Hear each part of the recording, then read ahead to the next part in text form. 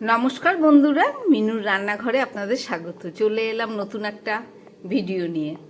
ঘুরে ফিরে একই সবজি প্রত্যেক বছরই ফেরত আসে, আবার সেগুলো রান্না না করলে খাবোই বাকি। আজকের সেরকমই ডাঁটা, সজনে ডাঁটা তো প্রত্যেক বছরই করা হয়, এবছরও করছি। সজনে ডাঁটা আর আলু টমেটো কেটে নিয়েছি, আর এখানে এই যে পোস্ত নিয়ে নিয়েছি, লঙ্কার পোস্ত। এই দিয়ে একটা ডাঁটা পোস্ত রেসিপি করে আপনাদের দেখাবো। তাহলে চলুন শুরু করি। সজনে ডাঁটা পোস্ত রান্না করার জন্য কড়াই বসিয়ে দিয়েছি, তার মধ্যে দিয়ে দিচ্ছি পরিমাণ মতো সর্ষের তেল। এই ডাঁটা পোস্তটা আমি সর্ষের তেলেই রান্না করব। তেলটা গরম হয়ে গেছে, এবার এর মধ্যে দিয়ে দিচ্ছি আমি একটু বেশি করে পাঁচফোড়ন দিচ্ছি।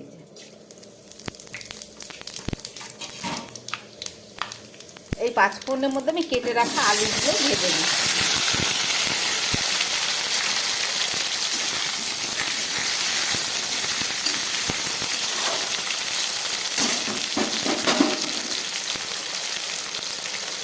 আলুর মধ্যে দিয়ে দিচ্ছি পরিমাণ মতো নুন, দিয়ে দিচ্ছি একটু হলুদ।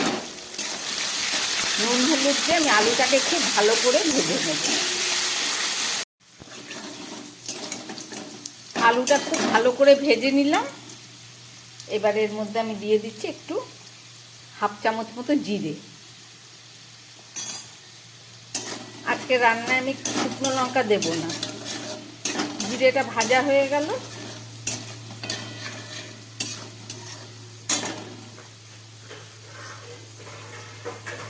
এবার দিয়ে দিচ্ছি কেটে রাখা টমেটো।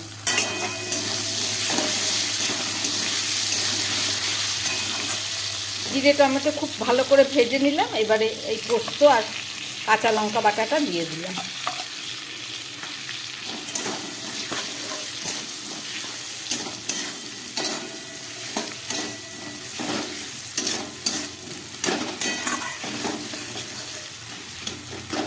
পোস্ত কাঁচা লঙ্কাটা একটু ভেজে নিচ্ছি।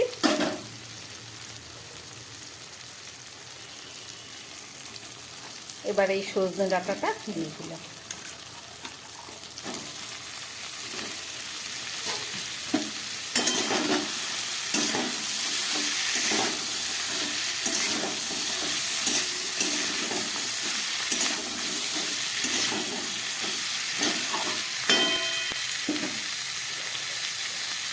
আরো সামান্য নুন দিয়ে দিলাম।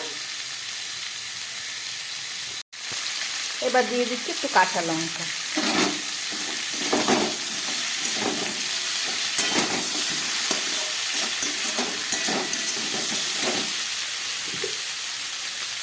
সঙ্গে দিয়ে দিচ্ছি একটু চিনি, যেহেতু ডাঁটা এটা মিষ্টি না হলে ভালো লাগবে না।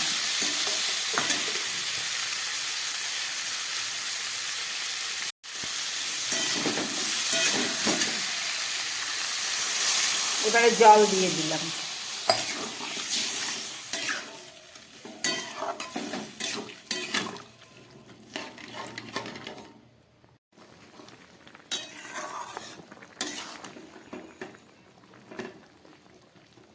ডাঁটা পোস্তটা ফুটে উঠেছে, এবারে গ্যাসটা কম করে আমি একটু ঢাকা দিয়ে দেবো।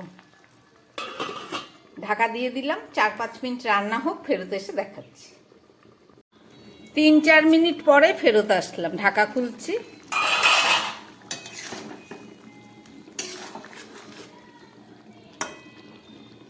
দেখুন আলু একদম সিদ্ধ হয়ে নরম হয়ে গেছে, ডাঁটা পোস্ত প্রায় হয়ে এসছে।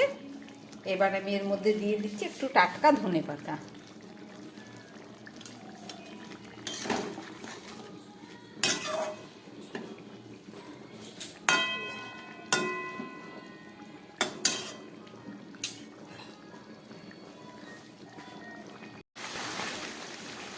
ঝোলটা একটু টেনে গেল।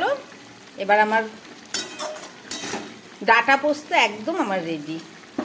গ্যাসটা অফ করে দিচ্ছি, আমি একটা ঢাকা দিয়ে দিলাম। 2 মিনিট পরে দেখাচ্ছি।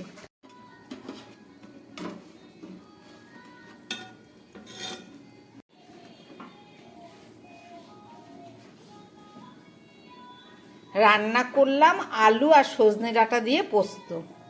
কিভাবে রান্না করলাম আপনারা দেখলেন, আশা করি আপনাদের ভালো লেগেছে। এভাবে রান্না করে আপনারাও খাবেন। যদি ভালো লাগে তাহলে চ্যানেলটাকে লাইক করবেন এবং সাবস্ক্রাইব করবেন। নমস্কার, সবাই সুস্থ থাকবেন, ভালো থাকবেন।